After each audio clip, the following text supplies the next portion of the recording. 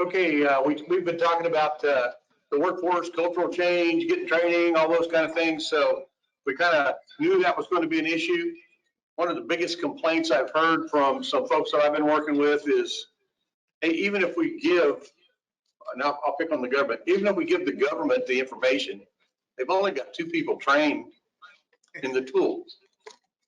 So how are they going to get everything done?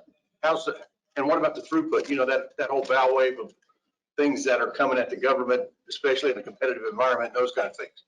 So obviously a big deal. So let's try to talk through exactly what we do. Obviously you guys have heard from Dave from Dassault and Matt. Eric is from GTRI. He's here in Huntsville. So who's going first, guys? Eric said he needs. Eric? Okay, Eric's going first.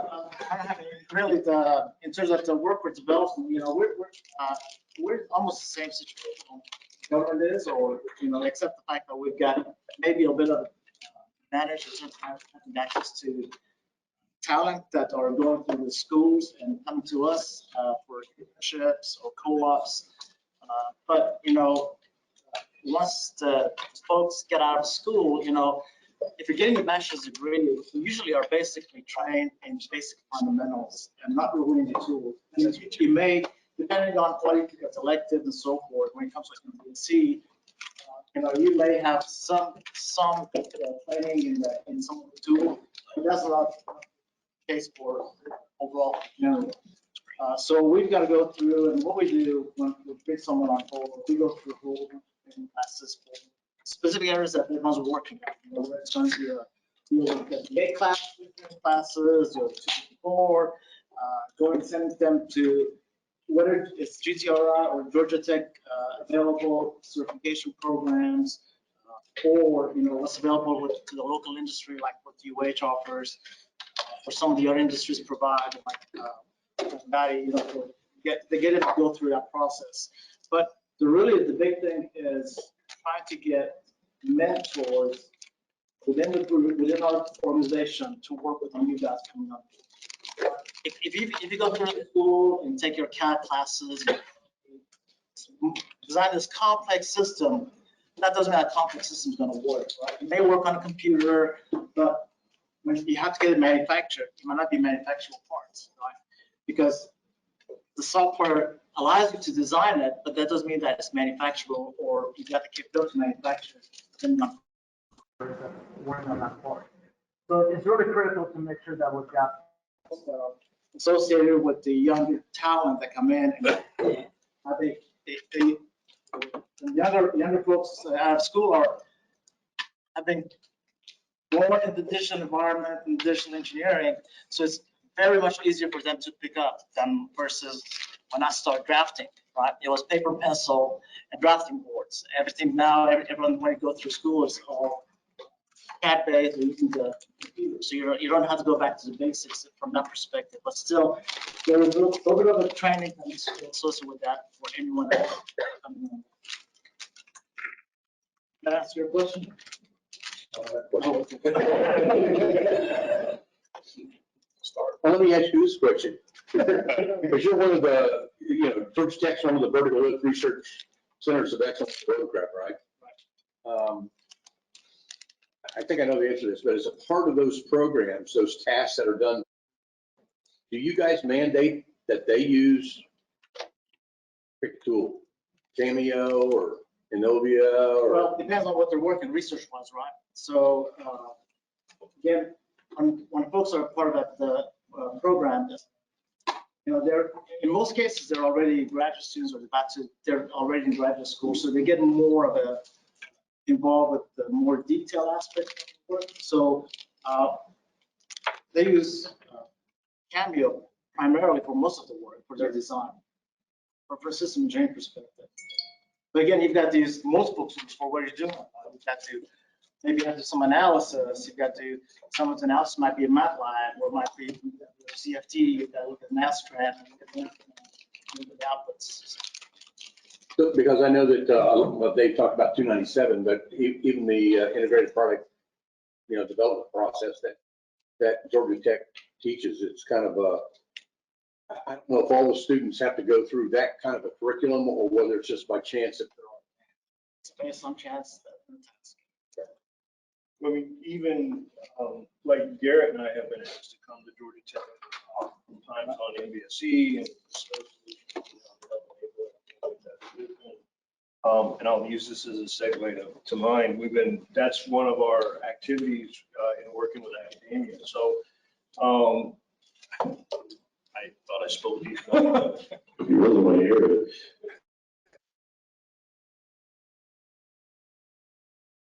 On the table is with all these different software applications and the things that we're doing. We've got people who are educated in domains, right? Engineers, system engineers, mechanical engineers, et cetera.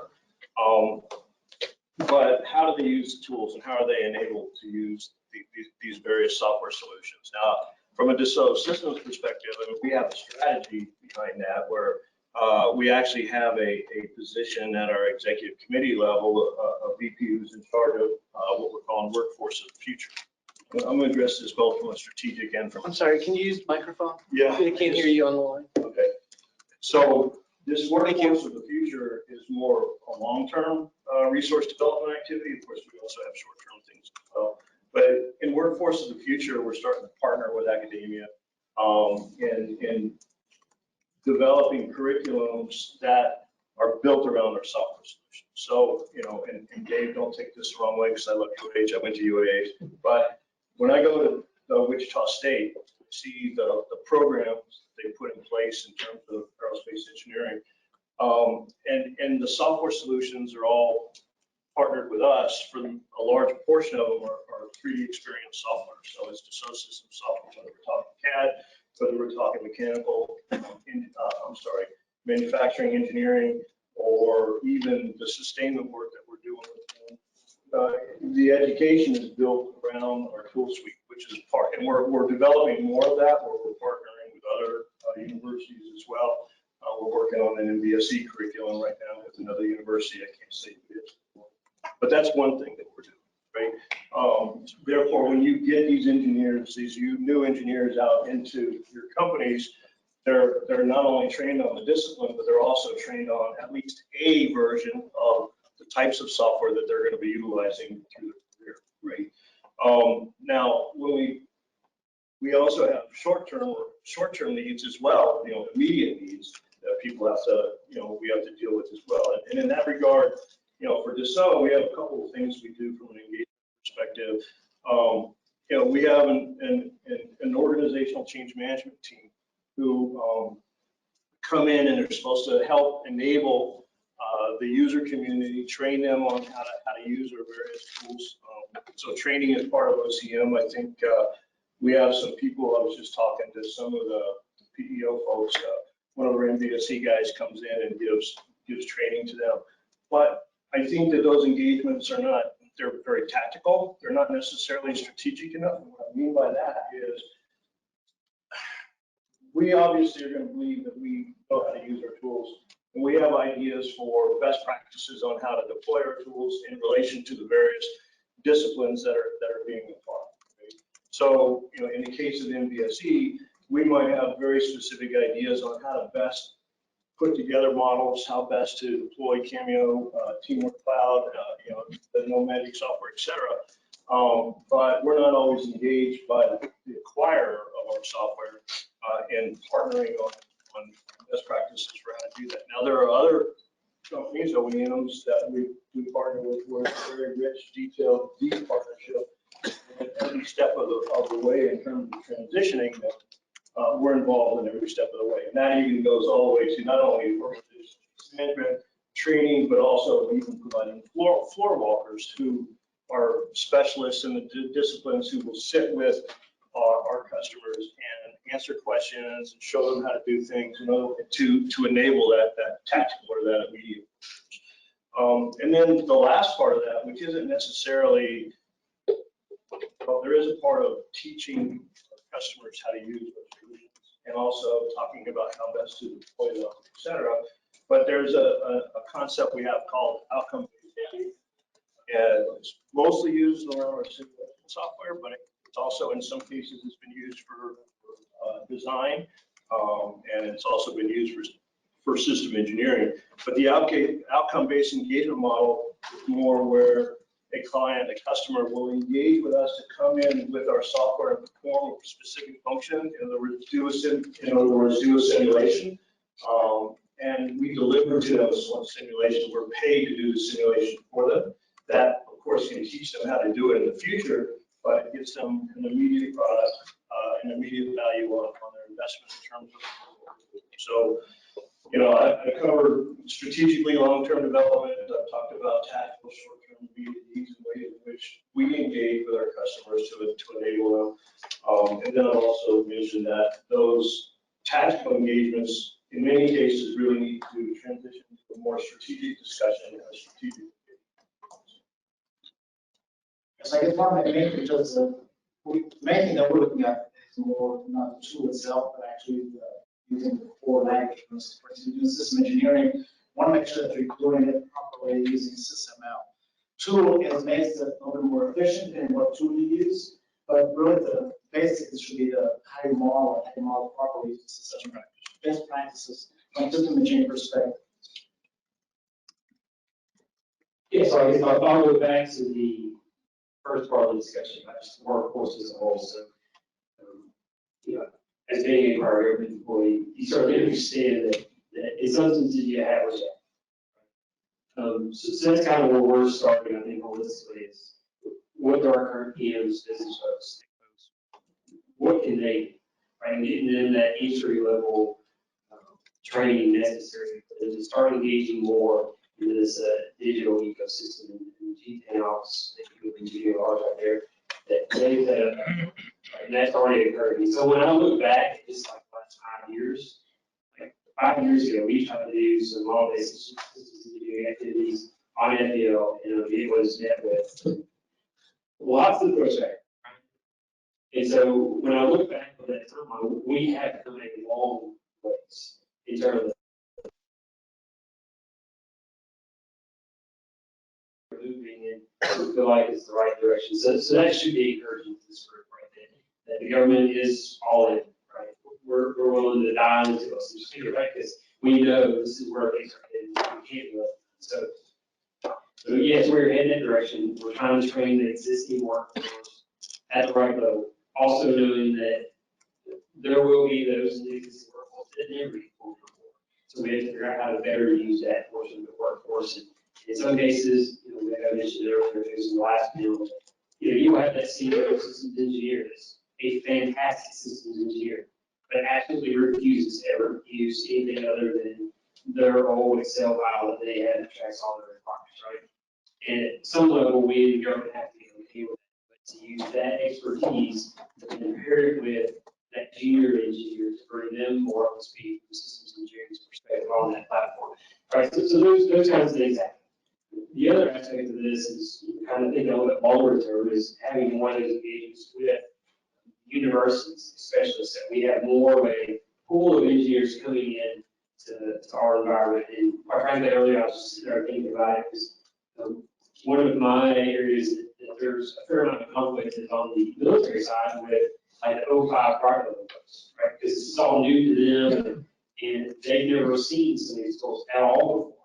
And so they're asking, why do you contact the systems engineering department up at West Point? Because I heard they're not teaching MBSE at all, right? And so even from that far back, we have to be engaging those folks back then to get them up to speed as well. So it's kind of a holistic thing. We don't have the talent pool that we need currently. And so that's concerning from my perspective. The kinds of things we're wanting to go do.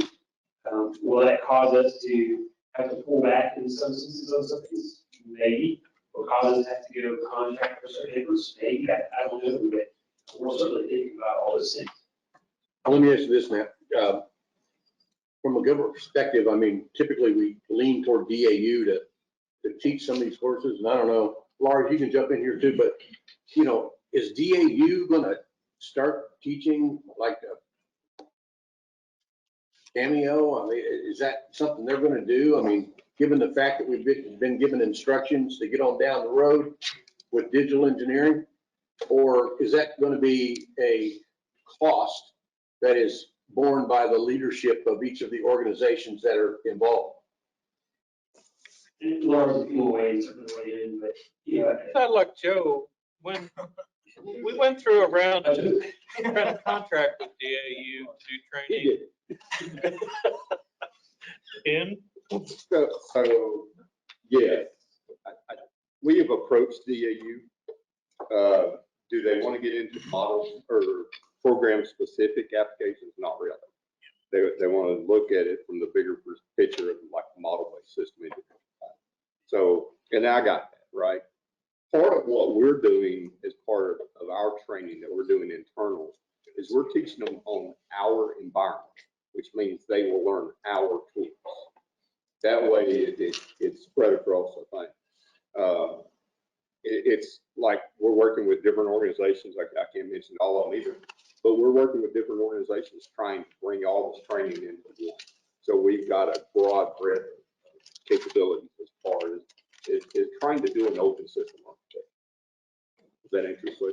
Yeah, kind of, but you know. I'll answer real quick. Okay. So like DAU has a most course. Okay. Right, it's not effective in getting our peers where they need these most, right? And so I think there's a steady state aspect of what DAU could provide. But I totally agree with what Joe's after here. It's like you almost have to start to implement very particularly and get a certain level of success and let this pick up speed before you get to that steady state generic training settings. Yeah, but I just talk from, you know, my AED days. This new training requirement comes down, I'm a reimbursable organization. Who's going to pay for all of my folks to go learn how to do Cameo as a part of overall program? So right now, we're trying to do it just for PEO people, but understanding that we know we're going to have to step out at a later time. Yeah. Now, Laura may kill me for saying that, but I know good and well that we're going to have to. I mean, it's the only way that they're going to understand what the environment, especially if they're trying to log in and use our tools, right? And we're going to have to expand it. But right now, we're trying to reach all of PEO, and that's an undertaking because right now we're sort of limited by the number of licenses that we've got. I'm trying to address that. That's turned into a thought it would. I mean, I thought it would be a simple switch, but if I. And Dave, can you talk about licensing and I mean, I don't know how many licenses you got, but you probably need thousands, right? So, I mean, is that a point of Well, there confusion? are different licensing models. Right. And I'm sure the other software providers are similar in that regard. And there are training licensing, you know, training pricing as an example for training for academic, pricing for academia, which is different than, say, for a company that's actually designing and developing a product. And that helps offset some of that cost, obviously, because there is a cost of entry with any software solution that you're going to go off and utilize. But yes, sir, we try to make sure that training licenses, academia licenses, et cetera, are priced differently in order to enable that workforce development. Okay. I got a question continuing on training. So we've talked a lot about the technical training, and I think I saw, Lars, in one of your charts about 40 hours of training for like PMs and decision makers. So like with the FLIR model, how are we training the contracts people that are now asking for models as opposed to, you know, Word document responses? How are we training those people to understand? Are they getting something compliant? Are they getting something that's worth something? And how to evaluate that? So, you know, beyond the engineering staff, now the business folks and the decision makers need to at least understand how to interpret or see that data to make decisions. So how do we address that? So they don't necessarily have to evaluate the procedural. Engineering staff still do that, but they need to share enough language to be able to converse with the SCs that are putting it into a contract and what that verbiage look like. So yeah, the intention is to do short course type work for non-technical people.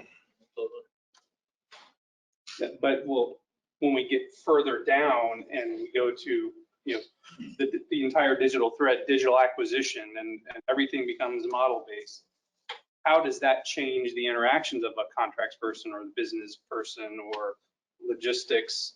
You know, it's a new language that they're going to have to learn. How will we get them up to speed? And, you know, obviously that costs money and training and everything else. I don't think it's that radically different. I think engineers write those paragraphs and scopes and procedural forms now. But like I say, get where the contracts people can at least speak the same vernaculars. I think the loggies are probably the MCOM folks, but MCOM has a digitization strategy and plan of their own. It's kind of funny. It's not funny at all. It's very serious. As a number of general officers frequently remind me. No, their push is right now in additive manufacturing. And so they kind of see DE as a route to solving sustainment problems because they're sustainment guys. You know, so they want to make sure what we're doing will allow them to do that. And so together with SRD, we've started with a certain amount of, okay, let's talk about process and what things you can print, what things you can't print, what things, you know, make sense for a soldier to even come up with a print design forward. So there's a category, there's a AMCOM reg, it's either AMCOM or AMC, about which category of parts that SRD and us have collaborated on that. So it gives you an idea of, yes, they're in it too. They just see it from a different set of the telescope. I think the first time that we hand over the keys to a whole PLM library is going to be a pretty momentous moment for those guys. And I think that's something we're going to have to walk through together. And I'm not even, you know, we've been working with the guys doing the LCSP in the SEP to try and get at those issues. And again, the AMCOM experience, they've been doing the digital twin reverse engineering of a Lima, a 60 Lima, I believe it is. And out of that, they've gotten really passionate about data standards, you know, 3D CAD type data standards. That's a very healthy thing for us to come together on.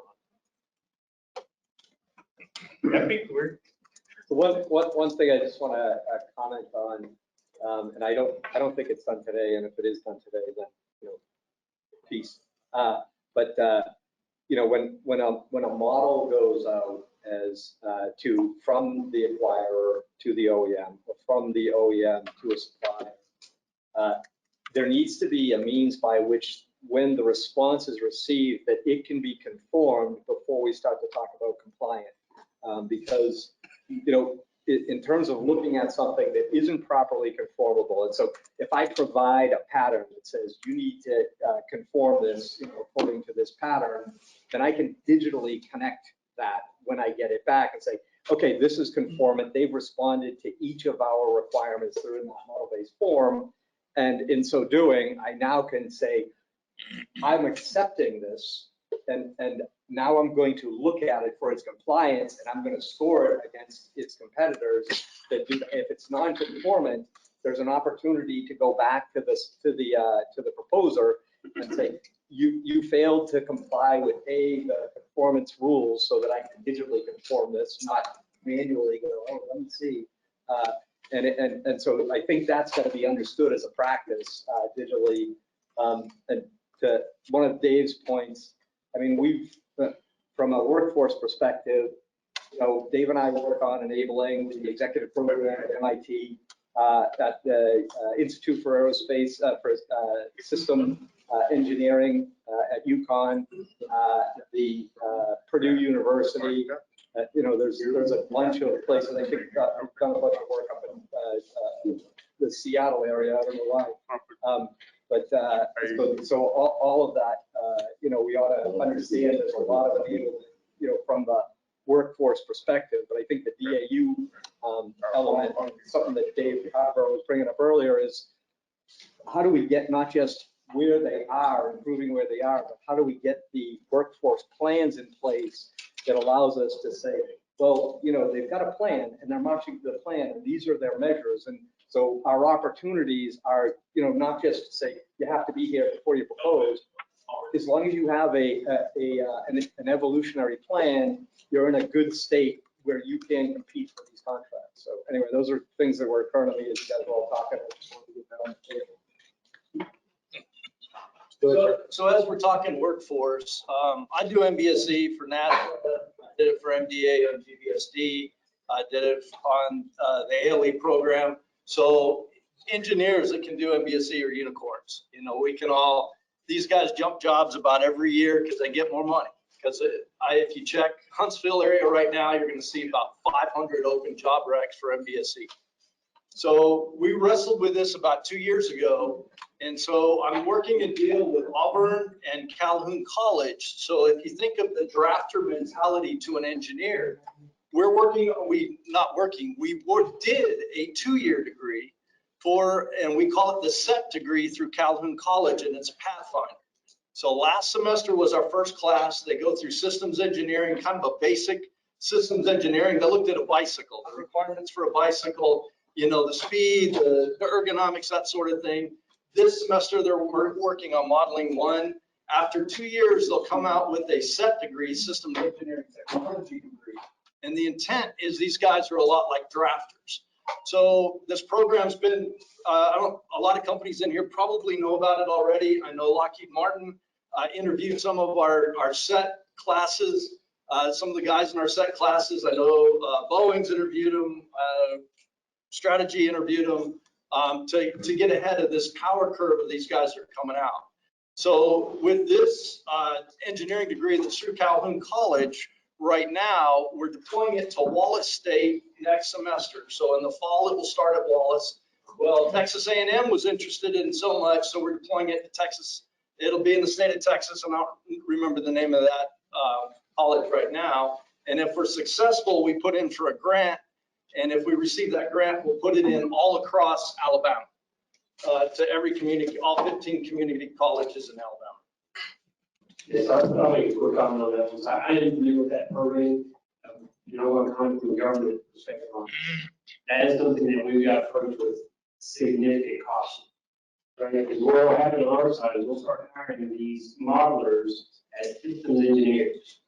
We already struggle with having sufficient system engineering within our current workforce. And so what that could end up doing if we're not careful, I'm not saying it's a bad idea, I'm saying if we're not careful, it will dilute what we lack already. Is that, David, we got? I think it's going to depend in large part on the labor categories we have on our various contracts. If we have a 2-year degree requirement, a labor category that allows that, it's probably not going to be a systems engineer, right? It's probably going to, that's probably going to be a 4-year requirement stuff. So I think that is controllable, though we on the government side have a remarkable reluctance to allow our contracts to have entry-level personnel. Yeah, it's the same point it goes for, one of the current struggles we have today is filling engineer roles in general. And so often we end up with non-engineers filling engineering roles purely because of salary problems, right? And so those people are awesome, they're great, there's purpose for them, but it can also, without us being aware, dilute the engineering skill sets that we have within the government organization. I'm just saying we got to be cautious of that. Well, absolutely. And the intent is these guys work underneath the systems engineer. So you got an old graybeard like myself that's not going to go learn this model-based systems engineering. I have 2 or 3 of these guys that I'm working with. I'm directing, I'm reviewing their models, and they're giving me the data. So then we can come up with the design. It's faster, better, cheaper. But I understand exactly where you're going. You don't want contractors like me selling you a 2-year guy that's not an engineer, and I'm trying to sell him as an engineer. You know, a modeler does not mean a system engineer, right? I think we all agree with that. When I worked for Boeing in the 80s and 90s, the guy we call the father of system engineering within Boeing companies, we have named Neil Arns. And he taught a lot about system engineering. He founded our pre-McDonnell Douglas, a lot of our system engineering methodologies within Boeing Defense and Space Group. But he would tell you that a system engineer is not someone you can necessarily train. A system engineer has been raised a certain way through his life, because you think a different way as a system engineer to a mechanical design engineer. And that's something to keep in the forefront of your mind when you're talking about system engineering and the type of skills required to be a system engineer. I just talk about, I know about your program too, because we look at the folks too, and we're looking at it from a perspective of they bring them in, train them, and, mentor them, make them get the degree. And, that gives them head start on something that they otherwise become a system engineer down the road. Just like a CAD person, right? When the CAD came out, you had an individual person that actually designed the cell or a chip, right? That was a drafter that designed that before you. And then as an engineer, you went in and use a CAD, brought it in, and did your analysis and so forth. So I kind of put it in the same context to look at this. It's a modeler that knows how to model in a tool, but not really a system engineer. So you just have to go in, train them to become a system engineer and use it appropriately. So I think the program has some merit, but I think if we could tie it to a 4-year degree, where the entry level stuff that they're doing at Calhoun gives them credits, and you came like the UAH and you negotiated what those transferable credits were, that I think research centers like mine at UAH could put them in work as interns, working real programs, so they gain experience on the programmatic side while they're getting their last 2 years of their 4-year degree. Yeah, That's where absolutely. the real benefit. Absolutely. So we've already looked at that. We've talked to you guys. And Well, you haven't talked to me. Dale Thomas. Yeah. That does not constitute.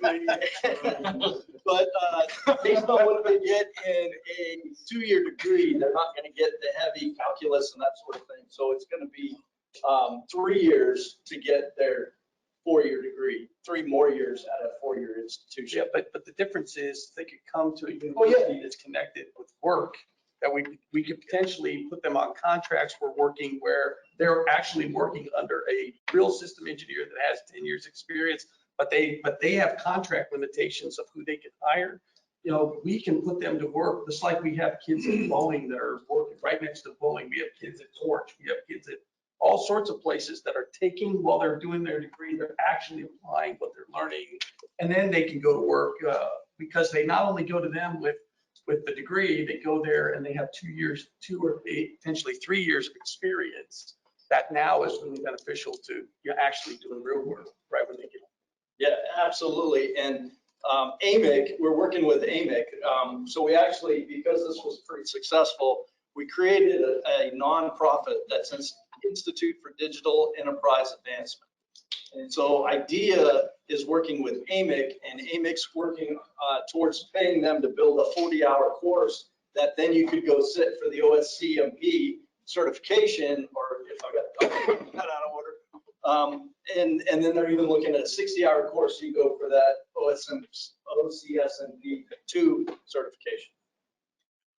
Yeah, maybe ours can comment, but my perspective, I don't need a modeler.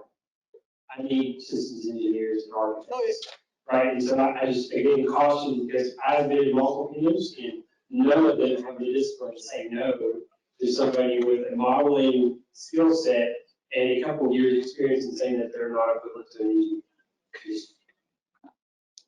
And there's another aspect of it too, just like the tool, like the camera and so forth, some of those folks are actually going to be grunt workers, right? Because they can go in there, whether everything's in, and make sure that everything comes together from the integration management perspective, instead of being a real system engineer. So there's value in terms of, because the whole value chain for what the digital engineering is has a whole bunch of different aspects of it.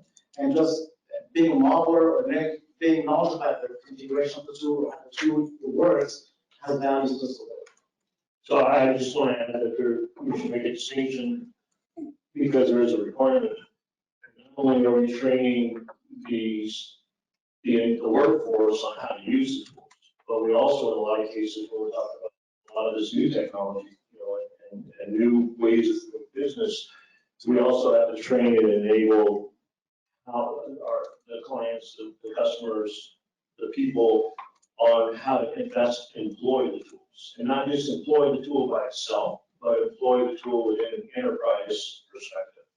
That's very important as well. And I think to that aspect, we got to train our managers, we got to train our senior engineers how to go into that tool and get the data they need to see, how to see the requirements. I know in Cameo, Magic Draw, you can go in and you can print out the requirements if you know the drill. You can print out an ICD, sorry, Lars. You can print out an ICD and you can see the document for the ICD. So, but our managers, our senior engineers, the staff needs to know how to go into those tools and do that sort of thing. You're 100% right. In fact, one of the things I'm trying to push as much as I can is getting those senior managers to simply get on board with where the future is headed, right? Realize that even if you don't like it, it is coming, and you might as well get on board and be a part of the change, right? So Matt, we have an MBSE for senior managers. Sign up. Well, and actually, I think what Matt and I have run into as a wall is kind of, we're expecting our guys to perform at a bit of a graduate level. We want them to do model-based acquisition, not just have their staff do MBSE. We want them to build their ACT strategy and their ACT plan differently to achieve these goals of rapid change and reduce costs and software reuse, like even just software reuse or reuse in general. You have to have an enterprise view of acquisition. You can't be a PE line. You're an 05, you buy this shit according to some JSITS document. You can't think like that anymore. And that's what's been a bit of I thought we had culturally changed that more than we apparently have. Even in PM shops that I knew had a clue about this 5 or 7 years ago, as they turn over, those guys turn over every 2 or 3 years, and it just went right back out the window, and you got to kind of redo the culture or keep the culture going, which I think was one of Dr. Lewis's things earlier about lifespan, half-life of the knowledge. Yeah, we in the airworthiness business side, Dave could probably attest to this, but we found that there was about a 3-year cycle. The new majors would come in, they would see what the airworthiness process was all about, and they were sure that there was a better way to do it. And then we get them trained, and then 3 years later, some new ones come in, and we go through the same drill over and over again. And I'm sure some of that kind of bleeds into the workforce. But one of the comments that kills me, I guess I'm allowed to die. I'm a gray beard and I don't want to have to deal with these MBSE models. I think the answer is then retire, then go away and let somebody that can deal with that stuff come in and do it. So I don't know, but I think there's a refresh requirement for education. I think you have to keep pace with the technology. You're not willing to do that, I'm not sure that you're being 100% productive. So maybe it's an MBSE for leaders. I don't know about that, but I mean, at least you got to be able to look at the tool, get the data out that you need, be able to mentor people, get them on down the road. Right? You have to apply Moore's law to all that. Something, I think you said something important there, Dr. Lewis, and you used the word education. And so digital and model-based education is different than tool training. Yes. I think that's a key point. So I just highlight that, but yellow highlighter. Other comments, questions? Anybody online got anything? Me just said. Go ahead, sir. So it came up, I think it was 3 months ago. So the difference between a systems engineer and a modeler. So what is that? I mean, do I need to project more? So the difference between an SC and a modeler, what does that mean? Just to put more specific into it, what I think that means. What does it mean? I guess the panel or people in the room here. This is your expertise. You probably should just. It's just going to be politically correct. If it has anything to do with a runway, it's not. And Gary can correct me if I say this wrong, but I look at modelers, just like we talked about draftsmen. I mean, they draw boxes and lines and a set of instructions that have been given to them. Whereas a system engineer, when they approach a problem, they mentally decompose what it is they're looking at. They don't mentally decompose it physically. They mentally decompose it in terms of its features and functions, right? I used to do, when I used to hire system engineers, I did 2 interview questions. One, I give them a 6-sided die, and I asked them to give me a set of physical and functional requirements, 5 physical, 5 functional requirements, and see if they could do that for 6-sided die. And the other one that I used to do is I gave them a telephone, back when we had phones, I gave them a telephone and have them describe it. And if they described it in terms of a handpiece and buttons and, the physical description, power supply, et cetera, if they described it physically, they weren't going to be a system engineer, right? If they described it in terms of functions, features, and logical decomposition, then I think, okay, they've got the foundation, they got the right mindset to be a system engineer. I don't know if that helps. Yeah, I concur. I mean, to me, a modeler is someone that just basically knows how to use the tools specifically in terms of coming up with boxes, kind of the interfaces, these are the interfaces. The system engineer looks at it across the whole spectrum, right? It looks at a system engineer to me, looks at the life cycle. What that thing is, how it's supposed to be from the beginning all the way to the end, look at the V, right?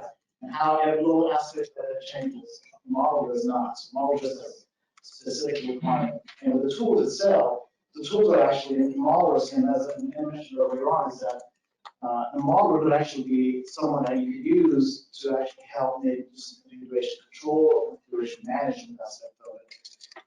Because the tools change, new revisions keep coming up, backward compatibility is kind of not there, right? It's on the new tools, right? So if you're going to move it up, the modeler can help transition from an older past generation or past version of the software to a new version and kind of resolve some of the errors that you want a system engineer to spend time, days in, days out, especially since they're very expensive. If you want them to be in there doing that work, you want the model to be in there to help out with that transition and let the system engineer do what they do best. Yeah, I agree. I mean, it's kind of like go take a class on QuickBooks, doesn't make the accountant though, right? I mean, I screw a lot of stuff up if I'm not careful. But if I do it correctly, and if I have some good guidance, it could be of use to that account. I think it's reasonable to look at things from different perspectives. And so, a modeler, their starting point is modeling. A system engineer, their starting point is considering. And so understanding that and understanding, and so I developed a concept model for folks to understand, like, this person's concern is about UAF. They're not a system engineer. They're a modeler who's adhering to the framework. And yet these other people are looking at how they're going to evaluate that architecture against the stakeholder views and viewpoints. Well, that's a much different concern. And so you look at that holistic map, and then you start to understand, what that system engineering concept has to satisfy in terms of the different perspectives, including the configuration management, which is a valid view, as well as roadmaps, a valid architecture view to satisfy those different stakeholder concerns. I think we got a question online. Chris? We do. So we have a question from an Andrew Reno.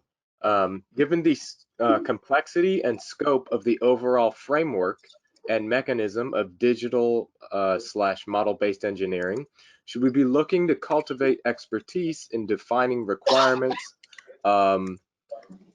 for the DE approach itself, along with existing expertise in doing this for a product?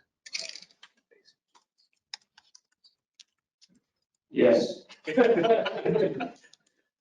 No, I mean, we are, there's an aspect of when you use a language like SysML to do model-based systems engineering, you're likely to end up with a lot more requirements, which can be a really good thing, right? There's a perspective of very short requirements, I move very fast and make what I want. The process using MBSE tools and such, I think, tends to have us go deeper on areas that matter a lot to us, which is good because then we're explaining more about what we actually want. And you as vendors always give us what we ask for. So if we ask for a page of requirements, we'll get a page or something back, right? If we ask for more detail, with more detailed requirements, we're likely to get something closer to what we want. So we've got to get better at writing those requirements. I think that's what we're learning kind of real time when we're using these major system component spec models. Much greater level of detail requirements for the things that we really, really care about.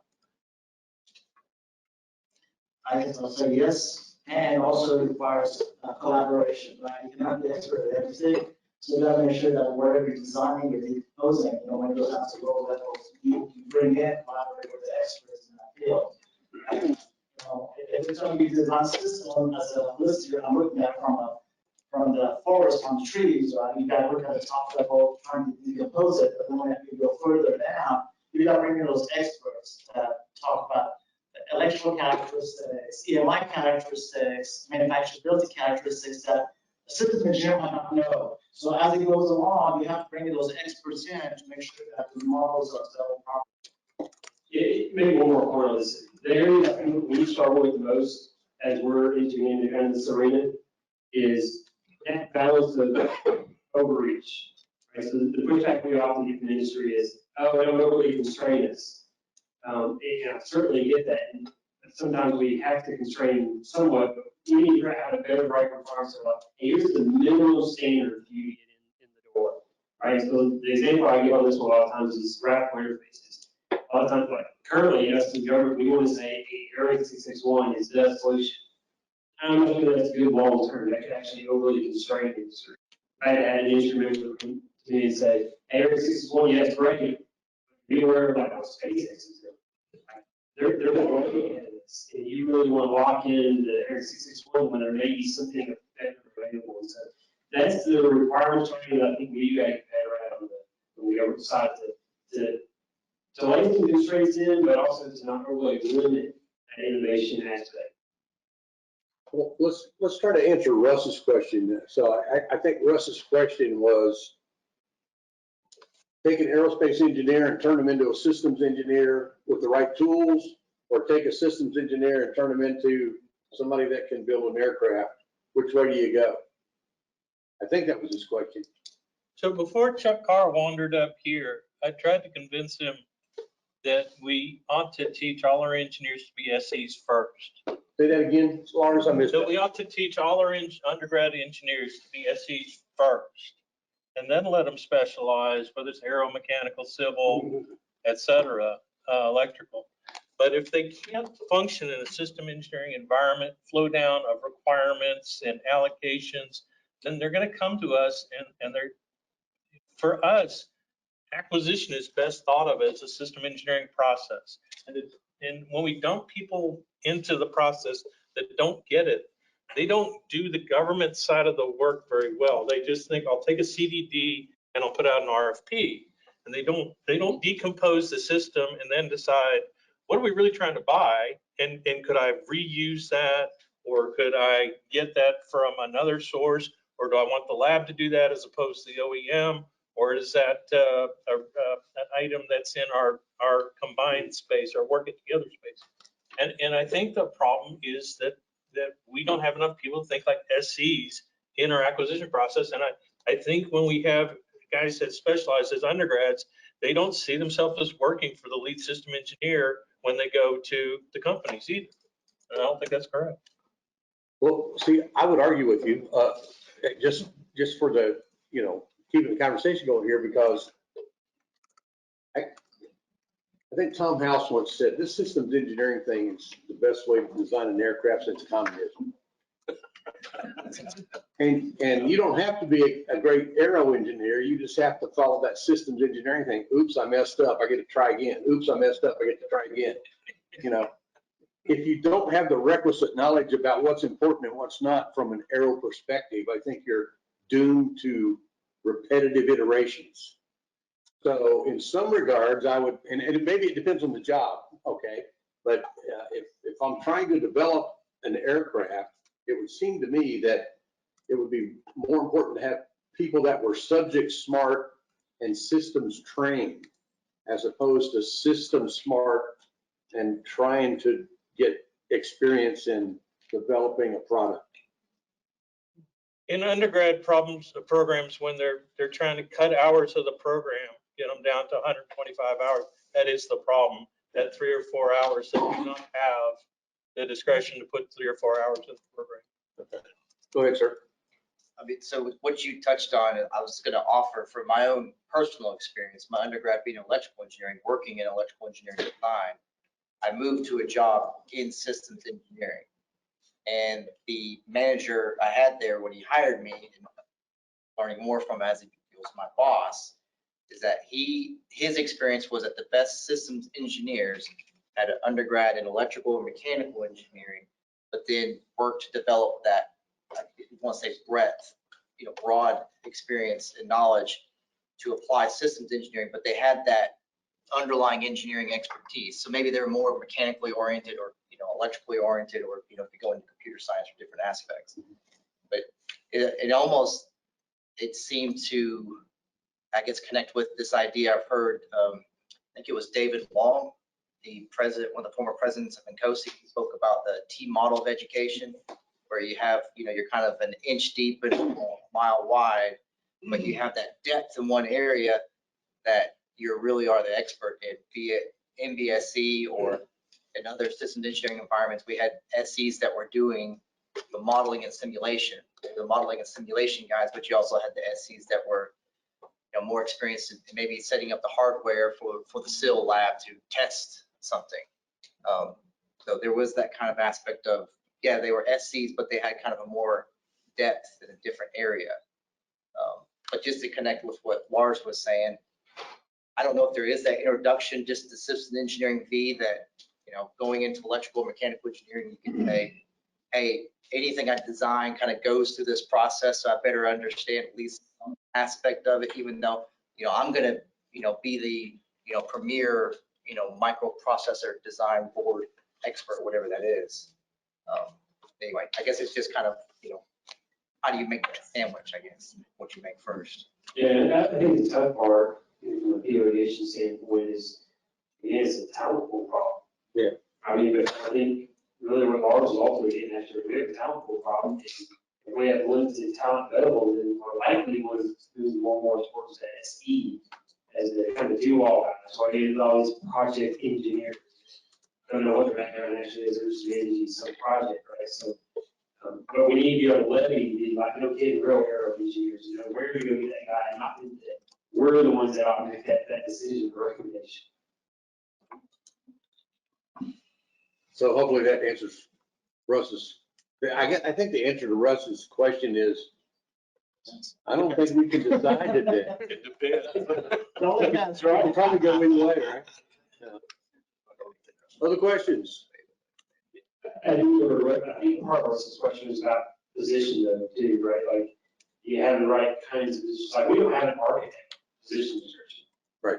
Right. That's got to change in the future. We need to have an architect type position. In fact, within aviation, we're going to have an architect in every platform. And what that skill set is having side exactly. It's not just a systems engineer. It's not a software engineer. It's a lot of those. Specific, right? There's no data modelers. You thought you were short systems engineers, you're shorter architects. Yeah. That takes a lot of experience. Okay, anything else? All right, thanks, guys.